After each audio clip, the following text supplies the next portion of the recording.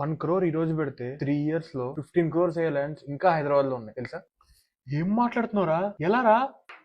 ఎలాగో చెప్తా దా. కోకాపేట్ కి ½ రాజీవ్ గాంధీ ఇంటర్నేషనల్ ఎయిర్పోర్ట్ కి 25 minutes, బెంగళూరు హైవే కి 15 minutes దూరంలో గవర్నమెంట్ 3600 ఎకర్స్ ఎస్సీజెడ్ కి అలాట్ చేసింది. ఈ SEZ Sitarampur, Hyderabad and Chandanvalli surroundings లో వస్తుంది. ఇక్కడ రాబోయే మ్యానుఫ్యాక్చరింగ్ కంపెనీస్ ఆశీర్వాద్ పైప్స్, యంగ్స్ట్రా data centre, Daifuku, Microsoft data centre, Ester Filmtech, ఇలా more than 40 manufacturing units and data centres ఆ సెజ్ లో వస్తున్నాయి. అపార్ట్ ఫ్రమ్ దిస్, ఒక 2 kilometers from this SEZ Kanha Shantivanam, which is Asia's largest meditation centre. So coming 3-4 years, almost 20 to 30 lakh people అక్కడ stay చేస్తారని expect చేస్తున్నాం. ఇదే కాకుండా కోకాపేట్ దాటేసాక రింగ్ రోడ్ బయట ఉన్నదంతా 111 జియో ల్యాండ్. ఇందులో only 10% of the construction allow చేస్తారు and residential and commercial are not at all allowed. So 111 GO మొత్తం అయిపోయాక నెక్స్ట్ వచ్చే R1 జోన్ ఏమన్నా ఉంది అంటే సెజ్ అండ్ చేగూర్. ఇక్కడ ఇంకా 1 acre ల్యాండ్ 1 to 1.5 crore మాత్రమే ఉంది.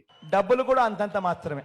60 to 100 ఎకర్ డెవలప్మెంట్ ఉన్న కోకాపేట్ దగ్గరే ఎకరం 100 crores కి వెళ్తే, అట్లాంటిది 3600 ఎకర్స్ లో manufacturing units and data centres, 1400 acres లో వరల్డ్స్ లార్జెస్ట్ మెడిటేషన్ సెంటర్ అంటున్నారు. చూసుకోమన్నా.